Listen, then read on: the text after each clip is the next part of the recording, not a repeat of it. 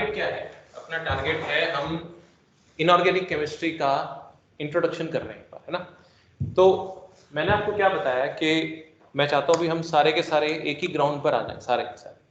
उसके लिए इनिशियली क्या है कि मैं आपको 11th के या 12th के भी जिन चीज़ों की ये चैप्टर्स कुछ ऐसे हैं, इसमें काफ़ी सारी चीज़ों की हमें ज़रूरत पड़ती है जो प्रीवियस आपने केमिस्ट्री में पढ़ा हो, तो वो सारी चीज़ें एक बार रिकॉल करवा रहा हूँ, बेसिकली रीजनिंग बेस्ड और स्ट्रक्चर बेस्ड क्वेश्चंस के लिए, ताकि जो हम proper reason, pinpoint reason लिख पाए। मैंने आपको बताया कि इन चैप्टर्स में बेसिकली जो मेन जो क्वेश्चंस आते हैं वो रीजनिंग बेस्ड आते हैं, कुछ क्वेश्चन स्ट्रक्चर बेस्ड आते हैं और बहुत थोड़े से क्वेश्चन रिएक्शन बेस्ड आते हैं। नॉर्मली जो ट्रेंड रहा है वो यही रहा है इनका।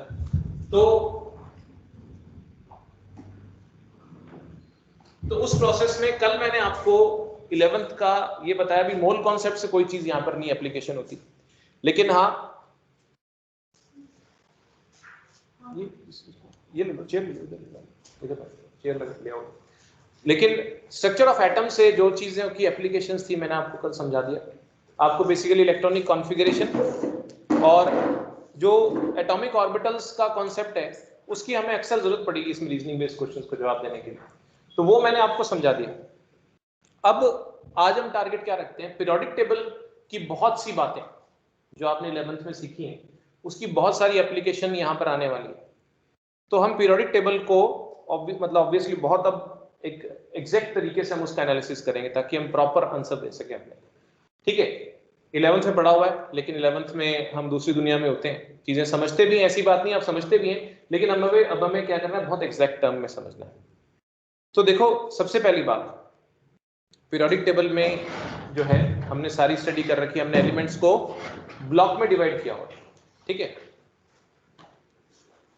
तो कितने ब्लॉक्स होते हैं? 4 ब्लॉक। ब्लॉक किस हिसाब से होते हैं? जो लास्ट इलेक्ट्रॉन जिस सबशेल में जाता है उस बेसिस पर ब्लॉक बनता है। अगर लास्ट इलेक्ट्रॉन जब आप कॉन्फ़िगरेशन लिखते हैं, अगर s ऑर्बिटल में जाता है, ठीक है, तो वो s ब्लॉक का मेंबर होता है। अगर d में जाता है तो d ब्लॉक का, p में जाता है तो p ब्लॉक का, f में जाता है तो f ब्लॉक। ये तो सीधी सी बात हम जानते हैं। किसी भी एलिमेंट की, देखो मैंने आपसे क्या कहा, मैं अभी जो पढ़ा रहा हूं इसमें मैं आपसे नहीं कहूंगा कि आप लिखो, लेकिन अगर आपको लगता है कोई बात आपको नहीं पता तो आपको लिख लेनी है। ठीक है, अगर आपको एग्जैक्टली पता है इट्स ओके, क्योंकि ये पढ़ी बातें सिर्फ हम रिवाइज कर रहे हैं। किसी एलिमेंट का पीरियड नंबर कैसे निकालते हैं? अगर मैं उसकी कॉन्फ़िगरेशन दे दूं आपको तो उसका पीरियड बता सकते हो आप? अगर मैं आपको उसकी कॉन्फ़िगरेशन लिखकर दे दूं तो आप उसका पीरियड कैसे बताओगे? हाईएस्ट प्रिंसिपल क्वांटम नंबर की वैल्यू। जैसे फॉर एग्जांपल मान लीजिए हम बात करते हैं, जैसे स्कैंडियम की सपोज करो बात करते हैं। ठीक है, स्कैंडियम का या कोई भी XYZ होता, मैं आपको एटॉमिक नंबर मान लो, मैं एटॉमिक नंबर नहीं दिया, मैंने आपको कॉन्फ़िगरेशन दे दिया। जैसे स्कैंडियम जो होता है 21 होता है, तो 1s2 2s2 2p6 फिर 3s2 3p6, ये हो गया आर्गन। ठीक है, उसके बाद मतलब आप समझो मैंने आपको क्या बताया था भाई, 2 8 और 8 होता है ना आर्गन 18 पर। लेकिन उसके पहले कल मैंने आपको समझाया था भाई, ये बात हालांकि आप जानते हो कि यहाँ पर 3d खाली पड़ा होता है, 3d से पहले कौन भरता है? 4s के 2 इलेक्ट्रॉन भर जाते हैं, तो ये कितने हो गए? 20। अब 21वां इलेक्ट्रॉन जो है वो हमारा यहाँ पर आता है, 21st इलेक्ट्रॉन, अब ये भरना शुरू होता है। ठीक है, तो अगर अपने बात करें भी, ये आपकी nth शेल है, तो ये कौन सी है? n-1 shell. तो d में कौन से भरते हैं? n-1 में भरना शुरू होते हैं। ठीक है, अब सबसे पहली बात, स्कैंडियम का पीरियड नंबर कौन सा है? स्कैंडियम का पीरियड नंबर अगर आपको कॉन्फ़िगरेशन पता है तो जो हाईएस्ट प्रिंसिपल क्वांटम नंबर आ रहा है, आपको पता है ना, ये जो वैल्यूज लिखते हैं ये प्रिंसिपल क्वांटम नंबर होती हैं, n समझाया था मैंने, शेल का नंबर है। तो शेल है बेसिकली, जितने ज्यादा शेल आएंगे उसके अंदर वो पीरियड नंबर होता है। तो स्कैंडियम का पीरियड कौन सा हुआ? 4। अच्छा चलो और भी अपन पीछे चलते हैं। देखो सीधी सी बात है, मैंने आपको कल भी कहा था कि जो मैं बातें बता रहा हूं, हो सकता है आप में से कुछ एक को बहुत अच्छे से आती हो, तो आपको लगे यार ये तो आती है मुझे बात, कोई बात नहीं, लेकिन हमें सबको साथ में लेके चलना है। तो अगर कोई बात नहीं आती होगी, क्योंकि मैं पीछे रिवाइंड चल रहा हूं इस टाइम, ठीक है, एक बार हम रिवाइंड चल रहे हैं, तो रिवाइंड जब चल रहे हैं तो आप मुझे बताओगे कि सर ये बात मुझे नहीं आती या नहीं समझ आती, तब मैं बताऊंगा आपको, और उसमें हेजिटेशन नहीं करना। ठीक है, तो यहां पर जो है जैसे स्कैंडियम का एटॉमिक नंबर आपके पास 21 आया, तो आपने ये प्रिंसिपल क्वांटम नंबर से आपने उसका पीरियड निकाल देते हैं। ब्लॉक की अगर बात करते हैं, ब्लॉक कैसे पता लगता है? चलिए अब आप मेरी बात को ध्यान से समझना। सबसे पहली बात, पीरियड कैसे निकालते हैं? मैक्सिमम प्रिंसिपल क्वांटम नंबर से। हाँ चलो, पीरियड कौन सा होता है? हॉरिजॉन्टल होता है, वर्टिकल होता है?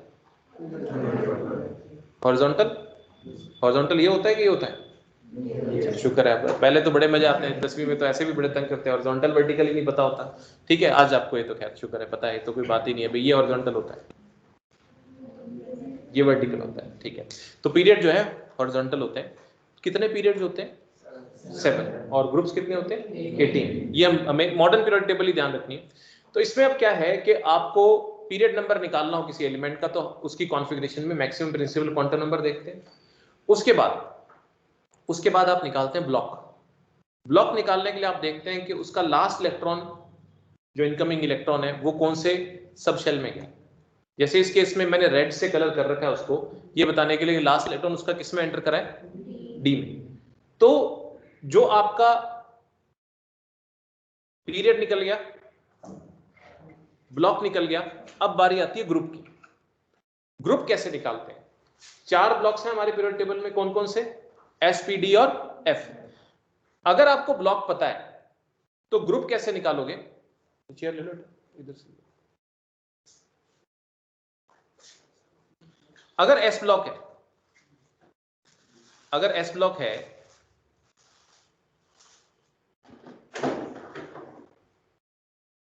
तो आपका जो ग्रुप है वो नंबर ऑफ ns इलेक्ट्रॉन्स के बराबर होगा।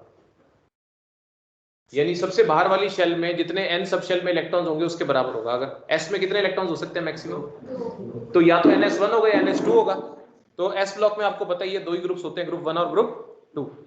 जनरल कॉन्फ़िगरेशन जैसे आप देखो, ये होता है ns1 और ये होता है ns2।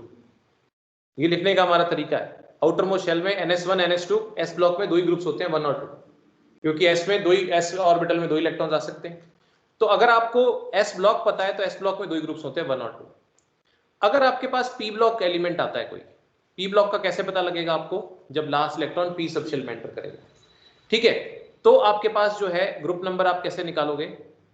Number of ns electrons plus number of np electrons plus 10।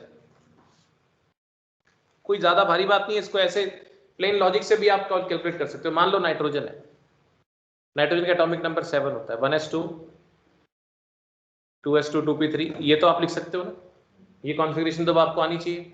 तो नाइट्रोजन का लास्ट इलेक्ट्रॉन कौन से सबशेल में एंटर करा? p में। तो इसका जो है, सबसे पहले तो बताओ नाइट्रोजन का पीरियड कौन सा होगा? Period second. कैसे पता लगा आपको? इसका हाईएस्ट प्रिंसिपल क्वांटम नंबर देख के, सेकंड। अब इसका ब्लॉक, ब्लॉक कैसे पता लगता है? लास्ट इलेक्ट्रॉन कौन से सबशेल में आया? p सबशेल में आया, तो ब्लॉक हुआ आपके पास p। अब इसके बाद अपने बात करते हैं ग्रुप। ग्रुप नंबर आप कैसे निकालते हैं? नंबर ऑफ ns इलेक्ट्रॉन्स, यानी जो ये आउटर मोस्ट शेल का s इलेक्ट्रॉन, इसमें कितने इलेक्ट्रॉन है? 2। कौन से वाले? ये 2 electrons, plus number of np electrons, कौन से? ये वाले 3, प्लस 10, कितना हो गया? 15। नाइट्रोजन ग्रुप 15 का मेंबर है। बाकी कोई खास बात नहीं है, मैं आपको एक सिंपल सी बात बताता हूँ। ये जो हमने किया, क्यों किया? अगर मान लो नाइट्रोजन ये बैठा हुआ है, ये p1 है, ये सारा ग्रुप p1 है, np1, ये सारा ग्रुप क्या है? np2। नाइट्रोजन वाला जो ग्रुप है सारा क्या है? np3, np4, np5 और np6, एक्सेप्ट हीलियम। हीलियम एक जरूर एक ऐसा एलिमेंट है जो s ऑर्बिटल में लास्ट इलेक्ट्रॉन एंटर करता है, लेकिन वो p ब्लॉक में हम प्लेस करते हैं नोबल गैसेज होने का। ये भी क्वेश्चन आता है, 1 मार्क क्वेश्चन है, क्योंकि एमसीक्यूज का बहुत ज्यादा प्रोपोर्शन हो गया। तो आपसे पूछा जाएगा एक ऐसा एलिमेंट बताओ जो p ब्लॉक में है मगर उसका लास्ट इलेक्ट्रॉन s ऑर्बिटल में एंटर करता है, तो वो ही हीलियम है। हीलियम क्या होता है? 1s2, s में इलेक्ट्रॉन एंटर करता है, लेकिन वो रखा किस में हुआ है? p ब्लॉक में। ठीक है, ओके। ये तो इधर आ जाओ, है आगे आ जाओ, क्या दिक्कत है? या पीछे चले जाओ, जैसे आपको ठीक लगे। ठीक है, तो ये आपके पास क्या है कि ये क्यों किया हमने? जैसे मान लो नाइट्रोजन है तो np3 इलेक्ट्रॉन्स निकाले, तो 3 ग्रुप तो ये हो गए, 1 2 3, फिर आपने लिखा NS2, तो ये तो पहले होना ही है 2, और 10 आपने कौन से ऐड कर दिए, ये वाले 10, डी में आपके 10 होते हैं ना, ये तो पता है आपको डी ब्लॉक है ये, ठीक है, ये आपका एस ब्लॉक है और ये आपका ये वाला पी ब्लॉक है, ठीक है। अच्छा हर ब्लॉक में, अच्छा ये वाला जो है नीचे वाला ये क्या है, एफ ब्लॉक, हर ब्लॉक में एलिमेंट्स फिक्स हैं। एस ब्लॉक में 2 ही एलिमेंट, दो ही ग्रुप्स क्यों आते हैं, क्योंकि एस में 2 इलेक्ट्रॉन आ सकते हैं, NS1 और NS2।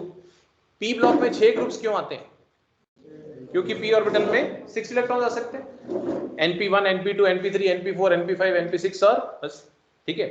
उसी तरह से डी में आपके पास 10 क्यों आते हैं, क्योंकि डी में हमने कल देखा था भाई 5 ऑर्बिटल्स होते हैं, D1 से लेकर D10 तक होता है। एफ में कितने आएंगे 14, क्योंकि एफ 7 ऑर्बिटल्स होते हैं। ये बात मैंने कल आपको समझा दी थी, देखो वैसे तो आपको पता है, लेकिन अब हमें थॉरोली पता होना चाहिए, किसी को भी कोई भी ऐसा ना कहे मुझे नहीं पता ये बात या मुझे ढंग से नहीं आती, ठीक है। तो इसीलिए हम पीछे चल रहे हैं एक बार, कोई बात नहीं, वापस 11 में जाते हैं, इन चीजों को हम आगे आके करेंगे, ठीक है। तो इस तरीके से आपको मैंने बता दिया कि एस ब्लॉक और पी ब्लॉक का ग्रुप नंबर कैसे निकालते हैं सर। हाँ जी बोलो सर। एक बुक में ना ग्रुप 1 में हाइड्रोजन को कंसीडर नहीं किया हुआ था, वो भी मैं बताता हूँ, अभी बताता हूँ, और उसमें एस ब्लॉक में भी नहीं किया हुआ था। मैं अभी बताता हूँ, अभी 2 मिनट अपन जरा एक बात कर लें, फिर मैं इस पर भी आता हूँ। डी ब्लॉक की आप बात करते हैं, तो डी ब्लॉक से अगर आपको पता लग गया अभी लास्ट इलेक्ट्रॉन, जैसे अभी ये स्कैंडियम है, ये डी ब्लॉक का मेंबर है, अब इसका ग्रुप नंबर कैसे निकलेगा,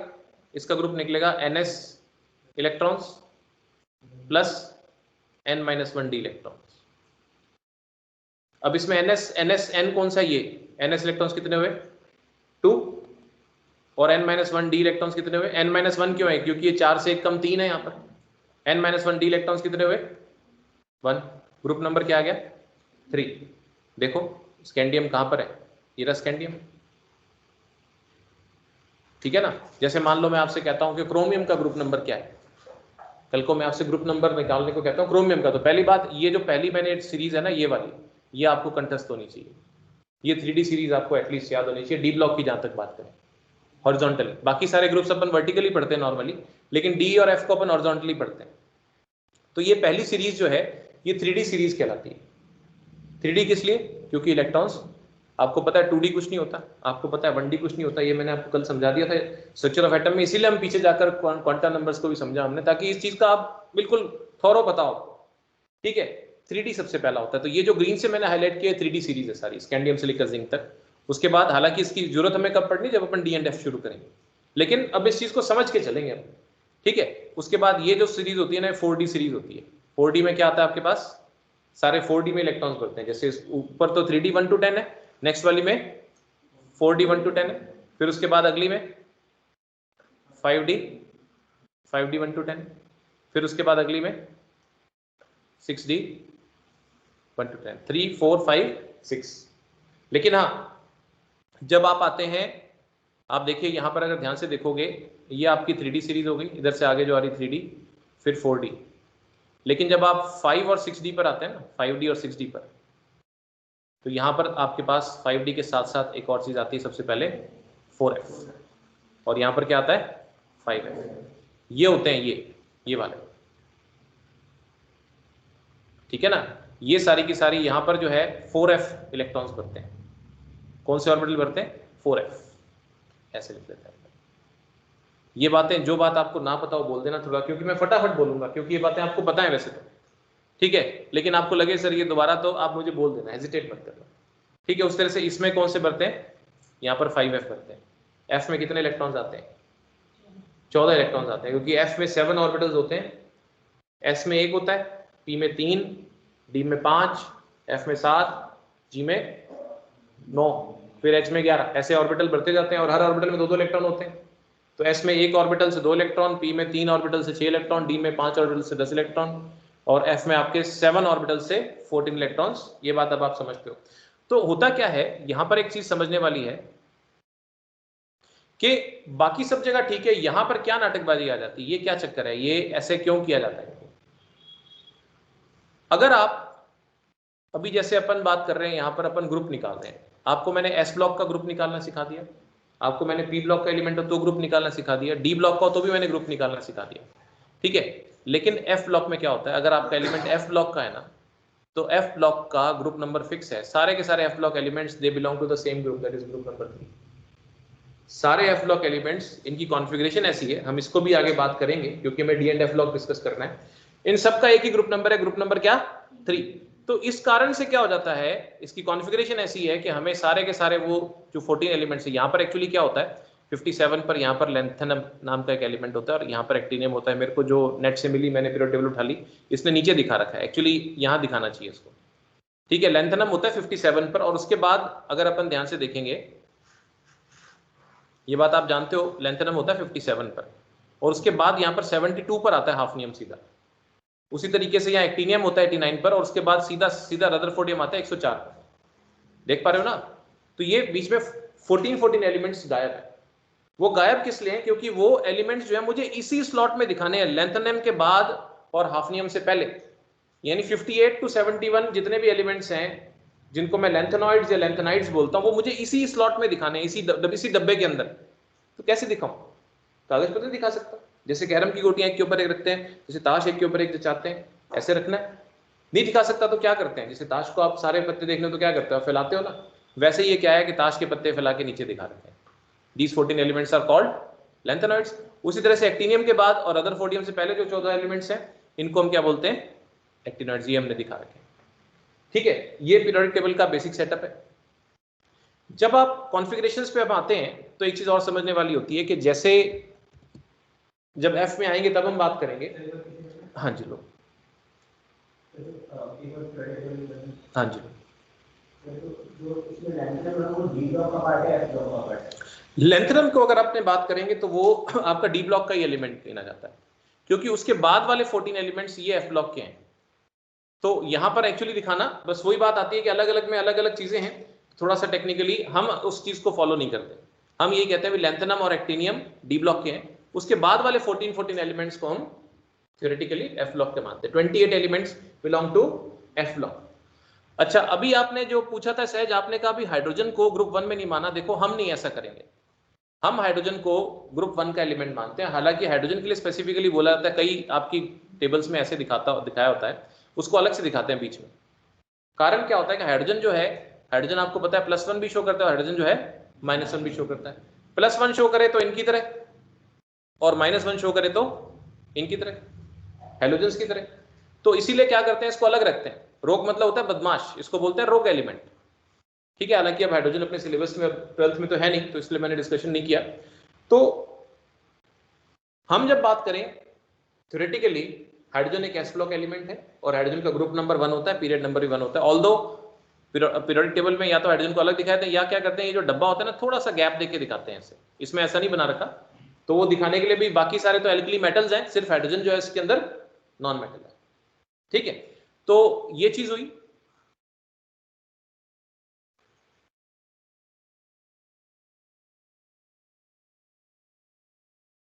तो ये आपके पास क्या हो गया। अब अपने जब बात करें तो अब मेरे ख्याल से आप S block, P block, D block और एफ ब्लॉक, इनके पीरियड्स निकाल सकते हो, इनके एलिमेंट्स की कॉन्फ़िगरेशन देखकर आप इनके ग्रुप्स निकाल सकते हो, आप इनके ब्लॉक्स बता सकते हो, कर सकते हो इतना काम, ठीक है। अच्छा, फिर अपने अगर बात करें इसके अंदर थोड़ा समझें, हमारा अभी फोकस किस पे रहेगा। जैसे पहले हम बात करेंगे पी ब्लॉक की। आपको लगभग पूरी पीरियोडिक टेबल 2 सालों में समझाए जाने की कोशिश की जाती है ब्लॉक्स के माध्यम से।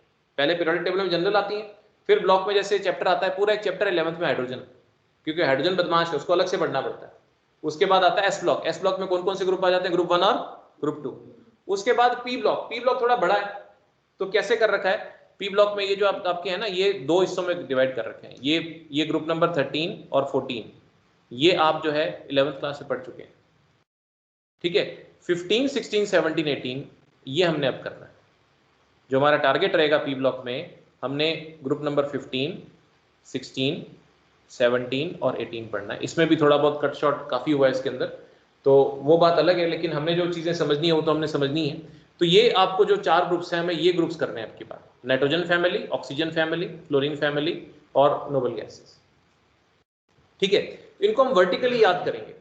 अच्छा, उसके बाद क्या होता है, जैसे ये जो नीचे नीचे वाले एलिमेंट्स है, ठीक है। ये क्या थे कि पहले तो डिस्कवर नहीं हुए थे, सारे के सारे मैन मेड है, ये सारे के सारे मैन मेड है। तो आपको पता है सुपर हैवी एलिमेंट्स का एक मेथड दिया था नाम देने का, जैसे मान लो 112 है तो उसको क्या बोलेंगे, U U B, ununbium, हम उस पर नहीं जाएंगे।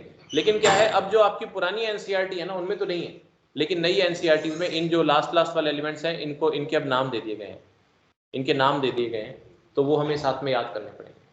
जहाँ पर नहीं होंगे, अगर आपके पास पुरानी एनसीईआरटी है तो मैं आपको नया नाम इनका जो बता दूंगा। एक बार कोई भी एलिमेंट डिस्कवर होता है तो वो ये जो IUPAC वाला पैटर्न है उससे नाम लिखा जाता है, लेकिन उसके बाद अब इनके जो है प्रॉपर नेम्स आ गए इन एलिमेंट्स के, तो वो भी हमें याद करने पड़ेंगे। वरना जैसे अगर अपन बात करें ऑक्सीजन, सल्फर, सेलेनियम, टेलुरियम और पोलोनियम तक ही पढ़ते थे, लेकिन अब ये लिवरमोरियम और आ गया, ठीक है। तो ये बाद में अब डिस्कवर, तो नई एनसीईआरटी में मिलेगा, पुरानी में नई में ये ऐड कर रखे हैं, ये और ध्यान देना पड़ेगा। एनसीईआरटी में भी घपलेबाजी क्या है, एनसीईआरटी में ये कुछ नहीं लिखा हुआ, हमने कोई चेंज किए हैं, लेकिन बीच बीच में बातें इंसर्ट करी हुई हैं और कुछ स्पेशल मेंशन नहीं है उसके बारे में, तो नया एडिशन होने में ही आपके पास बेनिफिट रहेगा, ये बात भी, ठीक है। पीरियोडिक टेबल की बात करें तो कुछ पर्टिकुलर फिनोमिना आपको आने चाहिए। हाँ जी बोलो। मैं वही आऊंगा, सब चीजों पर आऊंगा, मैं वही कर रहा हूँ। मैं आपसे जो कह रहा हूँ, मैं आगे बढ़ने से पहले सारी बातें लेकर चलूंगा, ताकि फिर मैं आपको बाद में कह सकूं ये तो मैं आपको बता ही चुका हूँ, ठीक है ना। तो इनर्ट पेयर इफेक्ट के बारे में मैं आपको बता चुका हूँ जिस टाइम हम उसको यूज करेंगे उससे पहले, तो ये सारे कॉन्सेप्ट्स आपको रिवाइज करने हैं। अब सबसे पहले बात करते हैं पीरियोडिक टेबल में जो हमने सीखा, तो एक चीज आती है आयोनाइजेशन एंथैल्पी। चलो पहले रेडियस की बात करते हैं, 10th क्लास में पढ़ा हुआ आपने। रेडियस का क्या ट्रेंड होता है, atomic radius, left to right और top to bottom? Top to bottom बढ़ता है, क्यों बढ़ता है? शेल बढ़ता है। Left to right, left to right, ये कौन बड़ा है, सोडियम साइज में बड़ा है कि क्लोरीन बड़ा है? सोडियम बड़ा है, क्लोरीन छोटा है, क्योंकि क्यों ऐसा होता है? हैं जी, इफेक्टिव न्यूक्लियर चार्ज। एक्चुअली क्या होता है कि नंबर ऑफ शेल्स सेम रहते हैं एक पीरियड में जब आप चलते हैं ना। सोडियम का कॉन्फ़िगरेशन क्या है, 281, और क्लोरीन का क्या है, 287। शेल कितने हुए दोनों केसेस में? 3-3। तो शेल तो उतने ही रहे ना आपके पास, लेकिन इलेक्ट्रॉन प्रोटॉन के पेयर्स बढ़ गए तो नेट जो है, जैसे आपने बताया, इफेक्टिव न्यूक्लियर अट्रैक्शन क्या हो जाता है, बढ़ जाता है, ठीक है। तो उसको आप क्या बोलते हो कि साइज जो है left to right generally decrease करता है, टॉप टू बॉटम जो है वो इंक्रीज करता है, ठीक है। उसके बाद आती है चीज आयोनाइजेशन एंथैल्पी। क्या होती है आयोनाइजेशन एंथैल्पी, क्यों बोलते हैं what is ionisation enthalpy?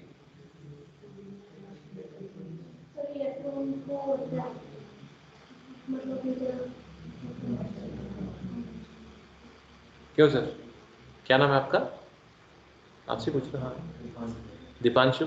Ionisation enthalpy, देखो ये चीजों की हमें जरूरत पड़ने वाली है, तो आपको मैं तो एक बार वर्बली, आप इसकी रिकॉर्डिंग भी देख सकते हो, लेकिन आपको ये चीजें ध्यान, क्योंकि बाद में फिर ये तो एक तरह की डिक्शनरी है ना अभी जो ओपन कर रहे हैं, पहले वर्ड के मीनिंग्स कर रहे हैं, फिर उसकी एप्लीकेशन करेंगे अपने। तो आयोनाइजेशन एंथैल्पी क्या होती है? जितनी एनर्जी चाहिए वो क्या होती है, आयोनाइजेशन एंथैल्पी होती है, ठीक है। आयोनाइज करने के लिए तो energy required to remove the most loosely bound electron. Normally atom से अपन अगर बात करें, सबसे बाहर वाला इलेक्ट्रॉन निकालने के लिए जो एनर्जी चाहिए होती है वो आयोनाइजेशन एंथैल्पी होती है। फर्स्ट आयोनाइजेशन एंथैल्पी क्या होती है, आउटर मोस्ट, उससे अंदर निकालना हो तो सेकंड, और उससे अंदर निकालना हो तो थर्ड। क्या आती है वैल्यू उनमें? अगर सक्सेसिव आयोनाइजेशन एंथैल्पीज की बात करते हैं एक ही एटम में, जैसे अगर मान लो आपके पास नाइट्रोजन ही है तो उसका पहला इलेक्ट्रॉन निकाला, फिर दूसरा निकाला, फिर तीसरा निकाला, तो delta IH1, delta IH2, delta IH3 क्या वैल्यूज आएंगी, बढ़ेंगी सक्सेसिवली? मुश्किल होता जाता है, ये बात आप समझते हो। एक इलेक्ट्रॉन निकला, प्रोटॉन उतना ही है, तो धीरे धीरे इलेक्ट्रॉन निकालना मुश्किल होता चला जाता है, ठीक है। और आयोनाइजेशन एंथैल्पीज की वैल्यू जो होती है आपके पास क्या आती है, पॉजिटिव आती है। इसका मतलब आयोनाइजेशन एंथैल्पीज कैसी होती है, एंडोथर्मिक प्रोसेस होता है, एक्सोथर्मिक होता है? डेल्टा H अगर पॉजिटिव आता है, एंथैल्पी चेंज, अब थर्मोडायनेमिक्स आ रही है, एंथैल्पी चेंज अगर पॉजिटिव आता है तो प्रोसेस कैसा होता है, एंडोथर्मिक होता है, ठीक है।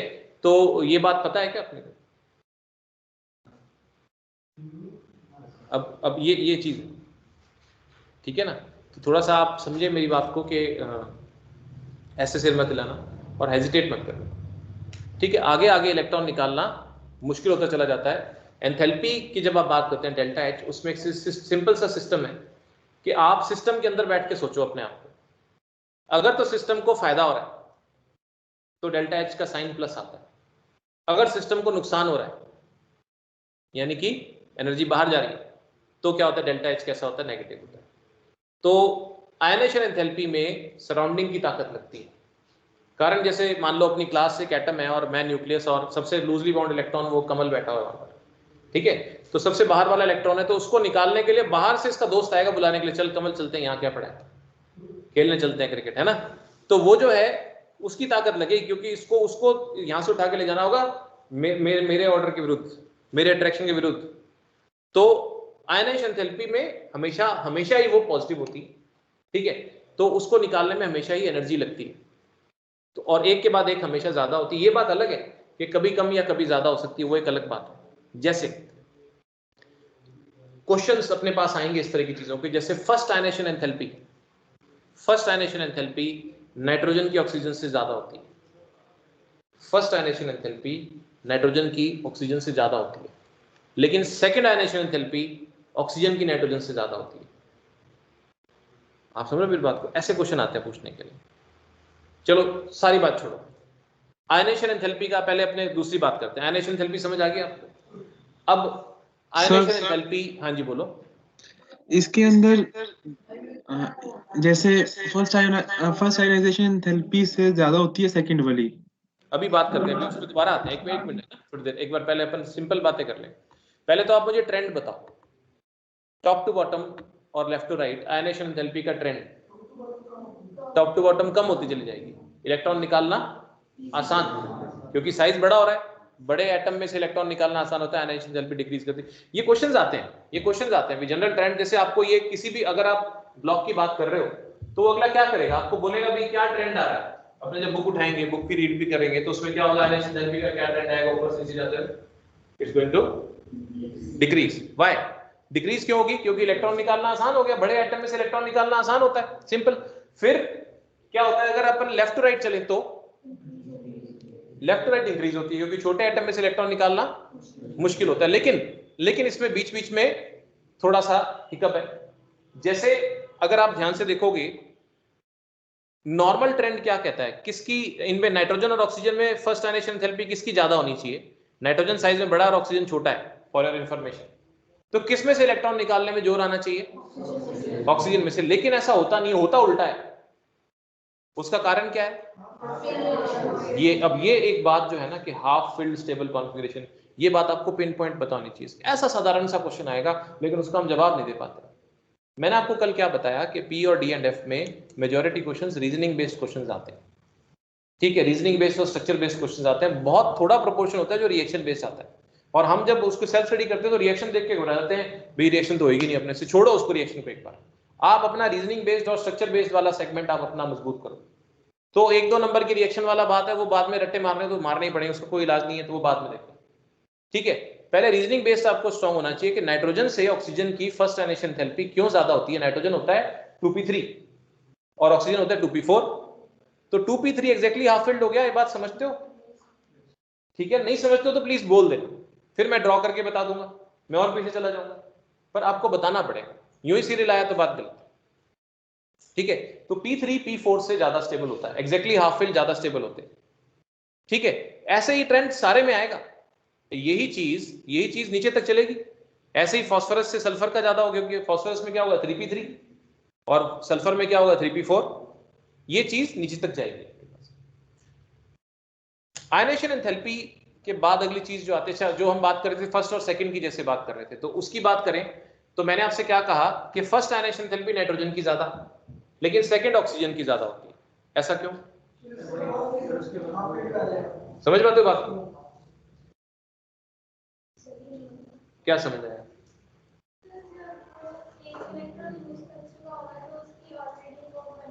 2p3 आ जाएगा। भी आप एक बात को समझो कि पहले नाइट्रोजन क्या था? नाइट्रोजन था 1s2 2s2 2p3, ये exactly half fill stable configuration थी। जबकि ऑक्सीजन जो था 8 पर था 1s2 2s2 2p4,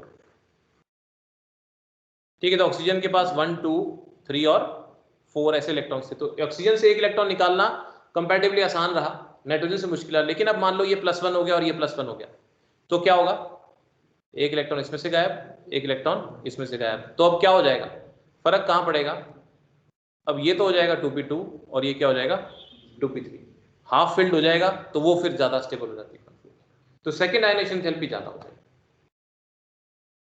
ओके, अगली चीज आती है इलेक्ट्रॉन गेन एंथैल्पी।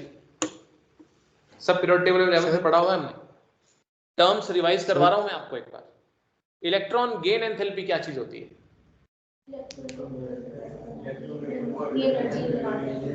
हाँ जी कमल बताओ।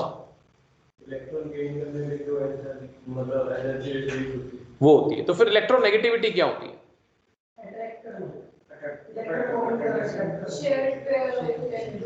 एक बड़ा फर्क होता है। इलेक्ट्रोनेगेटिविटी केवल एक इमोशन है, इलेक्ट्रोनेगेटिविटी की कोई यूनिट नहीं होती, ठीक है ना। तो एक तो होता है ना मुझे बहुत गुस्सा आया, दैट इज इलेक्ट्रोनेगेटिविटी। एक मैंने 2 झापड़ रसीद कर दी, तो वो गिनती आ गई, that is enthalpy. Electron gain enthalpy measurable है, एनर्जी है, जूल से मेजर होती है। लेकिन इलेक्ट्रोनेगेटिविटी सिर्फ मन की भावनाएं। तो वो जो भावनाएं हैं इलेक्ट्रॉन को लेने की, वो किसकी ज्यादा होती है। अगर अपन पहले इलेक्ट्रॉन गेन एंथैल्पी से पहले इलेक्ट्रोनेगेटिविटी की बात करते हैं, तो क्या ट्रेंड आना चाहिए। पहली बात, डेफिनेशन क्या होती है, electronegativity is the tendency, it's just tendency, abstract. Abstract मतलब भाववाचक है, ये भावनाएं है, सिर्फ भाववाचक संज्ञा है, इसकी कोई यूनिट्स नहीं होती। मुझे 5 किलो गुस्सा है ऐसा नहीं होता, मुझे बहुत गुस्सा है ये होता है, थोड़ा गुस्सा है, ज्यादा गुस्सा है। तो electronegativity is the tendency of an atom to attract the shared pair of electrons towards itself. Normally non metals electronegative होते हैं और उसका कन्वर्स क्या होता है, इलेक्ट्रोपॉजिटिव। मेटल्स होते हैं वो इलेक्ट्रोपॉजिटिव होते हैं। ये परिभाषाएं आप समझते हो। ग्रुप में क्या ट्रेंड आएगा इलेक्ट्रोनेगेटिविटी का, जनरली ग्रुप में ऊपर से नीचे इलेक्ट्रोनेगेटिविटी साइज बढ़ेगा, अगर कमी होगी, है ना। शेयर्ड पेयर को जितना बड़ा एटम होगा न्यूक्लियस का, इलेक्ट्रॉन को अपनी तरफ खींचने का नेचर जो है वो कम हो जाएगा। पीरियड में क्या होगा, बढ़ेगी, क्योंकि छोटे एटम्स ज्यादा लालची होते हैं, न्यूक्लियस ज्यादा ताकतवर होता है। इलेक्ट्रोपॉजिटिविटी का उल्टा ट्रेंड आता है। फिर आता है, अच्छा पीरियोडिक टेबल में सबसे 1 इलेक्ट्रोनेगेटिविटी किसकी है, fluorine number 1, number 2 oxygen, number 3 nitrogen, ठीक है। अब उसके बाद बात ये आती है, एक तो अब आपने 2 प्रॉपर्टी पढ़ ली, सबसे पहली एटॉमिक रेडियस, फिर अपन ने पढ़ा आयनेशन एंथैल्पी। अच्छा, एटॉमिक रेडियस और आयनिक रेडियस का वही ट्रेंड होता है। आयनिक रेडियस में अगर अपन बात करें तो कैटायनिक रेडियस पेरेंट एटम से, कैटायनिक रेडियस पेरेंट एटम से छोटा होता है। कैटायन कैसे बनता है, एक एटम से इलेक्ट्रॉन गेन करके लूज करके। तो अगर ये कमल उठ के यहां चला जाता है तो अपने साइज तो छोटा होगा ना क्लास का। कल तो आगे बढ़ जाए तो सोचे सर तो मुझे निकाल के मानेंगे, ठीक है। तो अभी जरा ये पीरियोडिक में ऐसे ही चलता है, लास्ट इलेक्ट्रॉन है ना तो पीछे पीछे बैठा है, तो इसलिए तो अपने जो बात कर रहे हैं कि भाई कैटायनिक रेडियस, और जैसे जैसे कैटायनिक साइज बढ़ेगा वैसे वैसे जो रेडियस है वो छोटा होता जाएगा। कन्वर्स एनायनिक रेडियस, जैसे जैसे इलेक्ट्रॉन्स बढ़ेंगे एक एटम में वैसे वैसे वो मोटा होता जाएगा, साइज बढ़ेगा, ठीक है। आयनेशन एंथैल्पी हमने डिस्कस कर लिया, इलेक्ट्रॉन नेगेटिविटी हमने डिस्कस कर लिया। अब आती है electron gain enthalpy. Gain enthalpy क्या होती है, जैसे अभी बताया था कमल ने, it is the energy release, it's energy. अब ये एनर्जी है when 1 electron enters in an isolated gaseous atom. एक नया स्टूडेंट आता है यहां पर, ठीक है ना। तो आप समझो, मैं मान लो न्यूक्लियस, आप इलेक्ट्रॉन्स, और न्यूक्लियस का एक ही काम है, वो लालची होता है, वो इलेक्ट्रॉन्स को अपनी तरफ समेट के रखता है, ठीक है। तो नॉक एक नया स्टूडेंट आता है तो क्या होगा, मैं जाऊंगा भाग के, आजा बेटा बैठ, ठीक है। तो किसकी एनर्जी का एक्सपेंडिचर हुआ, न्यूक्लियस की, ठीक है।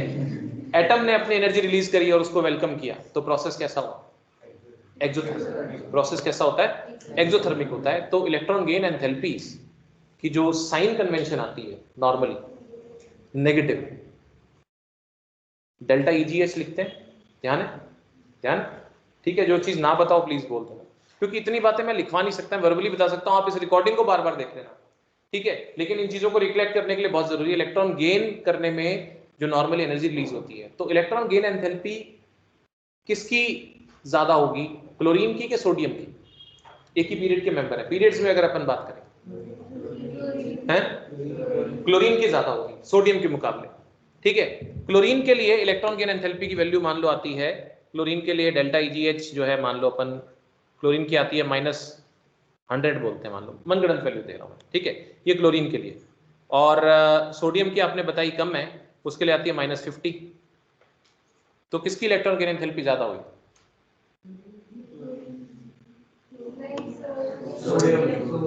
गड़बड़ होगी ना। यहाँ पर एक चीज आएगी, जब जब इलेक्ट्रॉन गेन एंथैल्पी वर्ड आएगा तो वहां पर वो लिखोगे but which element has the highest negative electron gain enthalpy.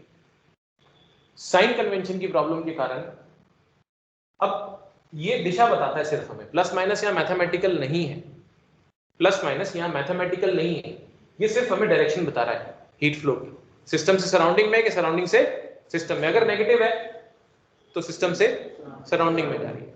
ठीक है, तो ना जब कभी क्वेश्चन आएगा तो आप ऐसे में परेशान हो जाते हैं कई बार। मान लो क्वेश्चन यही आता है कि which of the following among sodium और chlorine has higher negative electron gain enthalpy, तो आप सोचोगे यार ये नेगेटिव वर्ड क्यों लिखा हो, या which has higher magnitude of electron gain enthalpy, ऐसे लिखे तो फिर भी आप समझ जाओगे। तो नेगेटिव लिखने का पर्पस क्या है कि माइनस डेल्टा EgH लिखेगा तो नेगेटिव नेगेटिव आपके पास क्या आएगा, पॉजिटिव, मतलब इसका मतलब वो मैग्नीट्यूड की बात कर रहा है। नोबल गैसेस की इलेक्ट्रॉन गेन एंथैल्पी जो होती है वो पॉजिटिव होती है। मतलब अगर मान लो अपनी क्लासरूम एक नोबल गैस है, नोबल गैस का किसी से कोई मतलब नहीं है, खुश है जैसा भी है। अब एक नया स्टूडेंट कहता है सर अंदर आना है, तो मैं क्या कहूंगा, मत ही आता है ना। लेकिन क्या होगा, वो फिर किसी की सिफारिश लाएगा, दबाव आएगा जी इसको बिठाओ जी, इसको बिठाओ जी, इसको बिठाओ जी, तो उसका मतलब बाहर वाला पुश करेगा तब वो अंदर आएगा। तो प्रोसेस कैसा हुआ, एंडोथर्मिक। नोबल गैसेस की इलेक्ट्रॉन गेन एंथैल्पी पॉजिटिव होती है। जहां सक्सेसिव आयनाइजेशन एंथैल्पीज लगातार बढ़ती हैं, फर्स्ट इलेक्ट्रॉन गेन एंथैल्पी तो नेगेटिव होती है लेकिन सेकंड सक्सेसिव हमेशा पॉजिटिव होती है। दिमाग खराब होना शुरू हो गया क्या? सुनते जाना मेरी बात को ध्यान से। Delta IH1, delta IH2, delta IH3 successive electron, successive ionization enthalpies किसी एक एटम की बढ़ती चली जाती है। पहला इलेक्ट्रॉन निकालना में जितनी ताकत लगी, दूसरे में उससे और ज्यादा लगेगी, तीसरे में उससे और ज्यादा लगेगी, क्योंकि हमेशा प्रोसेस एंडोथर्मिक है और एंडोथर्मिक में डेल्टा IH जो है हमेशा पॉजिटिव वैल्यू आती है, कोई टेंशन नहीं। EgH में थोड़ी प्रॉब्लम है, साइन अड़ता है हमारे पास। पहला इलेक्ट्रॉन जब निकालते हैं, पहला इलेक्ट्रॉन जब आप उसमें एंटर करवाते हैं, जैसे मान लो नाइट्रोजन है, तो पहला इलेक्ट्रॉन जो होता है ना उसका फटाफट पकड़ लेता है, भाग के पकड़ता है, तो डेल्टा EgH का साइन क्या आएगा, नेगेटिव। लेकिन उससे क्या होगा, N क्या हो जाएगा, N नेगेटिव हो जाएगा, N से N-1 चार्ज हो जाएगा। अब जो दूसरा इलेक्ट्रॉन आना चाहेगा तो उसको रिपल्शन फेस करना पड़ेगा। पहले न्यूट्रल एटम में एंटर करना था, अब एनायन में एंटर करना है, तो न्यू एंटरिंग इलेक्ट्रॉन को रिपल्शन फेस करना पड़ता है। अगेंस्ट दैट रिपल्शन वो उसके अंदर एंटर करता है, बाहर से ताकत मिलती है तब वो एंटर करता है। इसीलिए नेक्स्ट जो यानी सक्सेसिव इलेक्ट्रॉन गेन एंथैल्पीज हमेशा ही पॉजिटिव होती है। फर्स्ट नेगेटिव हो सकती है लेकिन सक्सेसिव हमेशा पॉजिटिव होती है, because the next electron has to enter against the repulsion of anionic charge. फिर आप कहेंगे कि पॉजिटिव फिर N3 नेगेटिव होता ही क्यों है, या O2 नेगेटिव होता ही क्यों है, एग्जिस्ट ही क्यों करता है? इसका मतलब कोई चीज एक से ज्यादा इलेक्ट्रॉन एक्सेप्ट ही ना कर पाए, उसका जस्टिफिकेशन अपन समय आने पर बात करेंगे। फिलहाल आप ये ध्यान रखो कि सक्सेसिव इलेक्ट्रॉन गेन एंथैल्पीज हमेशा नेगेटिव होती है, मतलब सॉरी पॉजिटिव होती है। सक्सेसिव इलेक्ट्रॉन गेन एंथैल्पीज, मैंने पहले शायद गलत बोल दिया, पॉजिटिव होती है, मतलब एंडोथर्मिक होती है, बाहर से पुश करना पड़ता है तब वो एंटर कर पाता है इलेक्ट्रॉन। ठीक है, तो आपने जैसे अपन बात करते हैं ionization enthalpies, atomic radius, electron gain enthalpies की बात करें, इलेक्ट्रोनेगेटिविटी की बात कर ली। मान लो हम बात करते हैं बॉइलिंग पॉइंट, एलिमेंट्स के बॉइलिंग पॉइंट, मेल्टिंग पॉइंट की बात करते हैं, तो क्या क्राइटेरिया हम लेते हैं नॉर्मली? Surface area. शाबाश, हम क्या लेंगे? Surface area. सरफेस एरिया जैसे वैन डर वाल्स फोर्सेस की अगर आप बात करते हैं तो जितना, क्योंकि हमारे पास ये नॉर्मली नॉन मेटल्स या मेटलॉइड्स आते हैं इसके अंदर, कुछ नीचे नीचे वाले एलिमेंट्स मेटल्स हैं, जैसे अपने अगर बात करें किसमें, पी ब्लॉक की अपन अगर बात करें, तो इसमें क्या होता है कि जितना ज्यादा बड़ा सरफेस एरिया होगा उतना ज्यादा van der Waals force, van der Waals forces they are directly proportional to the surface area of the species. जैसे मान लो noble gases, noble gases helium, फिर क्या है, neon, argon, krypton, xenon, radon, तो सबसे ज्यादा बॉइलिंग पॉइंट रेडॉन का होता है। क्यों? क्योंकि रेडॉन का साइज सबसे बड़ा होता है। जितना बड़ा सरफेस एरिया होता है वैन डर वाल्स फोर्सेस के लिए उतना, मतलब अट्रैक्शन के लिए उतना ज्यादा सरफेस एरिया अवेलेबल होता है, फोर्स ऑफ अट्रैक्शन बढ़ जाता है। हालांकि वो सिर्फ रिलेटिव कंपैरिजन के लिए है, कि हीलियम से रेडॉन का ज्यादा होता है, अपन किसी और एलिमेंट से बात नहीं कर रहे। तो साइज से बॉइलिंग पॉइंट जो है वो बढ़ते चले जाते हैं। ये एक जनरल ट्रेंड की बात कर रहा हूं। जहां जहां एक्सेप्शन आएंगे वहां वहां वो एक अलग बात है कि एक्सेप्शन आपको फिर जा रहा है, संभाल लेना भी तुम दोनों के ऊपर है, ये भी गिरेगा। ठीक है दीपांशु, ठीक है। तो थोड़ा सा क्या है कि पराठे की जगह रोटी खाओ तो बेटर रहेगा। मतलब अगर फैट इंटेक ज्यादा होता है ना कई बार खाने में, हैं?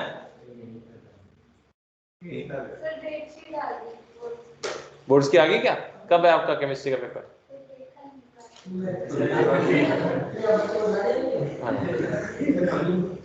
हैं? पानी अलाउड ही नहीं है ना। 18th को है सर, 18th मई को है ना, 18 मई को है केमिस्ट्री का। हाँ जी सर। कौन चला रहा है फोन? ऑनलाइन वाले तो सब, उनको फ्रीडम है, इसमें से आवाज आई है। वो तो कुछ भी कर सकते हैं, वो तो सो भी सकते हैं। ये बेचारा परेशान हो गया, इसको लग रहा है मैं आऊं कि ना, ऑनलाइन ही पढ़ लेता। ठीक है ना, यही तो फर्क है सारा का सारा। इसलिए तो माँ बाप जल्दी धक्के, इसको भेजो, जाओ इसको पढ़ाओ, कोई बात नहीं, कोरोना गया। ठीक है, क्यों? तो चलो, तो इस तरह की चीजें आप समझ लेंगे इसके अंदर। फिर अपन एक बात करते हैं, पीरियोडिक टेबल में ही कुछ बातें जो इंपॉर्टेंट आती हैं। शील्डिंग इफेक्ट क्या चीज होती है? लो पी लिया ना, ये छोटी छोटी चीजें हैं। सुना तो है आपने।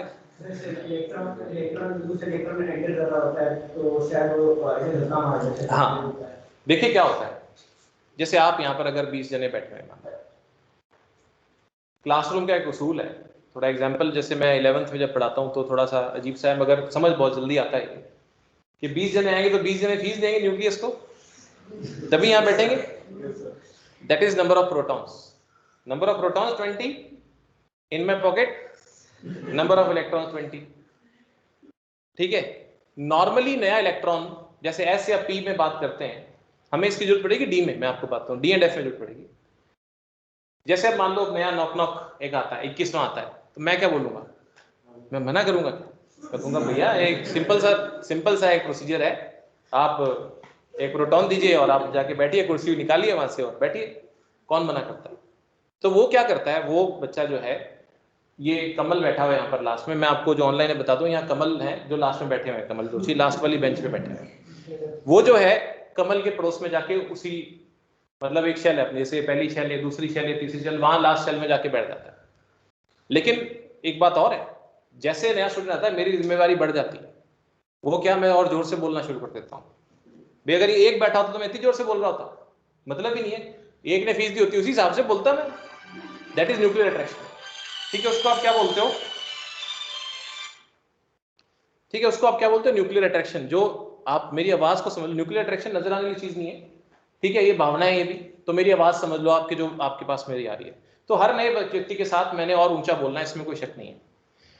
अब जो नया स्टूडेंट आया वो कमल के पास लास्ट बेंच पे जाके बैठ गया और मैंने जोर से बोलना शुरू कर दिया, तो क्या होगा? मेरा अट्रैक्शन ओवरऑल बढ़ने वाला है, क्योंकि नेट डिस्टेंस क्या रहा, वो कमल के बराबर ही जाके बैठा। कोई दिक्कत नहीं है, कोई दिक्कत नहीं है। आपको तो नहीं परेशान किया ना उसने? क्या आपको उसका पता लगा? नहीं, वो कमल के बराबर आके बैठ गया और मैंने उस हिसाब से जोर से बोलना शुरू कर दिया। तो साइज क्या हुआ मेरा, मतलब क्लास पे कंट्रोल बढ़ गया। तो एक तरह से साइज स्क्वीज हो गया क्लास का, और मेरा काबू बढ़ गया। ऐसे में साइज स्क्वीज होता है। एस ब्लॉक और पी ब्लॉक में क्या होता है कि नया इलेक्ट्रॉन लास्ट शेल में ही एंटर करता है, एनएस में या एनपी में एंटर करता है। दिक्कत आती है डी में। अब एक नया स्टूडेंट आया, ठीक है, नया स्टूडेंट आया, मैंने तो ये, मेरा तो एक सिद्धांत है, आजा भाई, एक सिंपल सी बात है, तू पॉकेट मेरी भर दे और आके बैठ जा। लेकिन वो बदमाश तो बीच में आके बैठ गया। वो लास्ट में कमल के पास जाके नहीं बैठा, वो सेकंड रो में या थर्ड रो में लास्ट से पहले में आके बैठ गया। अब वो बातें कर रहा है, अब वो आके बीच में आके बातें कर रहा है। पीछे बैठा बैठा बातें करता रहता, कोई दिक्कत नहीं थी।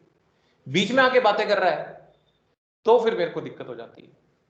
तो दिक्कत क्या होती है कि मान लो मैं 20 जनों के हिसाब से बोल रहा हूं, मेरे पास 20 जनों की फीस आई हुई है, ठीक है, 20 स्टूडेंट बैठे हैं, लेकिन जो आखिरी इलेक्ट्रॉन है ना, उस पर मेरा प्रभाव, नेट इफेक्ट जो जा रहा है, वो कुछ कम हो जाता है। ये सिग्मा जो है, ये वो बातें हैं जो आप कर रहे हैं। दिस इज स्क्रीनिंग कांस्टेंट या शील्डिंग कांस्टेंट बोलते हैं।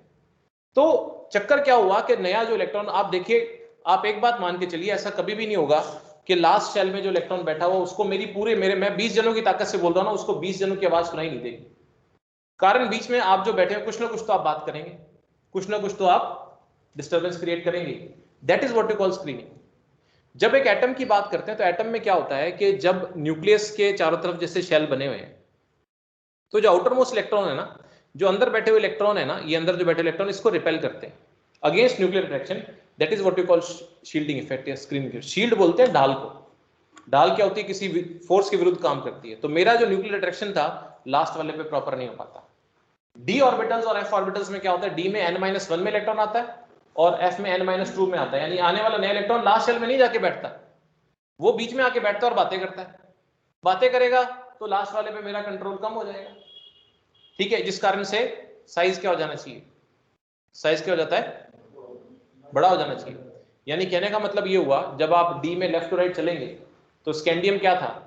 3d1, टाइटेनियम क्या होगा? 3d2। हालांकि 4s में बाहर इलेक्ट्रॉन बैठा हुआ है पहले, ठीक है, तो वो 4s पे मेरा कंट्रोल कम हो जाना चाहिए, क्योंकि जो बीच में आके बैठेगा वो शील्डिंग करेगा। That is what you call shielding effect. समझ आई मेरी बात? तो अब आप बताओ, स्कैंडियम, टाइटेनियम, वैनेडियम से लेकर जिंक तक साइज क्या होना चाहिए? बढ़ना चाहिए कि कम होना चाहिए? नॉर्मल जितनी बात मैंने बताई उसको अगर अपन सोचें तो हर नया इलेक्ट्रॉन बीच में आके अड़ेगा और बातें करेगा, तो मेरा प्रभाव क्या होगा? कम होगा। तो साइज क्या हो जाता है? बड़ा, ठीक है, मेरा कंट्रोल कम हो गया क्योंकि शील्डिंग बढ़ रही है। एक बात, लेकिन परेशानी क्या आती है कि एक्चुअली शील्डिंग बढ़ नहीं पाती। वो बढ़ ऐसे नहीं पाती कि मान लो वो आके बैठा, ठीक है, जब वो आके बैठा उसके दो कारण हो जाते हैं। एक तो मैं उसको ब्रदर साइड में बैठ, इधर बैठ, बातें ज्यादा कर रहा है, ठीक है, और अगर बातें करेगा तो मैं वहीं हूँ, पास में हूँ तेरे, पिटाई होगी तेरी, ठीक है, तो वो क्या बेचारा चुपचाप बैठता है, तो वो शील्डिंग नहीं कर पाता, प्रॉपर बातें नहीं करने देता मैं उसको। That is called poor shielding effect. जो शील्डिंग होना चाहिए था एक्चुअली डी और एफ ऑर्बिटल में, जो शील्डिंग होना चाहिए वो प्रॉपर हो नहीं पाता। अब ये दिक्कत आती है दिमाग में, हम कहते हैं शील्डिंग से साइज बढ़ना चाहिए, फिर ये कहते हैं कि शील्डिंग होती नहीं। शील्डिंग होती भी और नहीं भी होती। हाँ जी, शील्डिंग होनी चाहिए थी मगर हो नहीं पाती, ठीक है, शील्डिंग इफेक्ट होता है लेकिन कुछ रीजन से वो हो नहीं पाता। यानी जैसे नया इलेक्ट्रॉन, इसमें कोई शक नहीं, अंदर आके अगर बैठा नया स्टूडेंट, मैं उसको बातें नहीं करने दूं अगर किसी तरीके से, तो नेट इफेक्ट क्या होगा? नेट इफेक्ट ये होगा कि मेरा कंट्रोल तो बढ़ने वाला, साइज स्क्वीज होगा। तो एक्चुअली जब आप स्कैंडियम, टाइटेनियम, वैनेडियम चलते हैं तो साइज लगभग छोटा ही होता चला जाता है because of poor shielding of D orbitals. ये तो हुआ एनालॉगी, जो मैंने कहा, मैंने पिटाई लगा दूंगा, बातें नहीं करने दूंगा, साइड में बैठ जा। लेकिन अगर मैं आपको टेक्निकली बताऊं कि क्यों होती है पुअर शील्डिंग, उसका टेक्निकल रीजन होता है प्रेजेंस ऑफ नोड्स। नोड समझते हो आप? Node is that three-dimensional area around an atom where the presence of electron is of almost zero. तो जितने ज्यादा नोड्स होते हैं उस कारण से शील्डिंग इफेक्ट जो है, मतलब हम बहुत डिटेल में तो नहीं जाएंगे, लेकिन बेसिकली नोड्स ज्यादा होने पर शील्डिंग वीक हो जाती है। तो आपको पता है डी में और एफ में नोड्स तो होते ही, तो उस कारण से क्या होता है, वो प्रॉपर शील्डिंग नहीं हो पाती। एक और रीजन होता है कि nearness to the nucleus, nth shell से n-1 या n-2 न्यूक्लियस से ज्यादा पास होता है, तो उसमें भी क्या होता है कि जो है न्यूक्लियस जो है उसको नियरनेस टू न्यूक्लियस कारण प्रॉपर शील्डिंग नहीं कर पाता। और उसमें कहते हैं shape of D and F orbitals is as such कि उसमें बैठा हुआ इलेक्ट्रॉन प्रॉपर शील्डिंग नहीं कर पाता, जो उसको करना चाहिए था वो नहीं कर पाता। जो नया इलेक्ट्रॉन या नया स्टूडेंट इस क्लासरूम में आके बैठता है और वो बीच में आके बैठता है, उसको बातें करनी चाहिए थी, वो मैं करने नहीं देता। तो क्या होता है, डी में अगर आप चलते हैं तो साइज क्या होता है, एक्सपेक्टेशन से विरुद्ध। ये लग रहा था कि सर की क्लास बड़ी सारी यार, कंट्रोल ही नहीं होगा, सर ने बढ़िया कंट्रोल कर लिया साइज, बल्कि क्लास में ज्यादा बच्चे होने के बावजूद कंट्रोल बढ़ गया, तो साइज छोटा हो जाता है। ऐसा ही एफ ब्लॉक में होता है, उसको आप बोलते हो लैंथेनॉइड कॉन्ट्रैक्शन।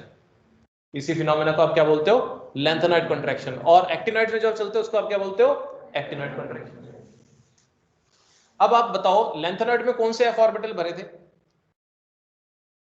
अभी बताया था मैंने आपको, कौन सा, 4f। और एक्टिनॉइड में किस में नोड्स ज्यादा होंगी, 4f में या 5f में? 5f में। तो आप जानते हो जैसे जैसे प्रिंसिपल क्वांटम नंबर बढ़ता है नोड्स बढ़ती हैं, तो 5f में शील्डिंग और भी पुअर होती है। 5f का इलेक्ट्रॉन और भी पुअर शील्डिंग करता है 4f के मुकाबले। 5f में और भी पुअर शील्डिंग होती है लैंथेनॉइड कॉन्ट्रैक्शन से एक्टिनॉइड का कॉन्ट्रैक्शन और भी ज्यादा होता है due to even more poor shielding effect as compare to 4F 5F का शील्डिंग जो है और भी पुअर होता है। ठीक है, बहुत है इसमें। चल बाकी का सर हम केमिकल बॉन्डिंग और चीजों का फिर डिस्कस करेंगे आगे।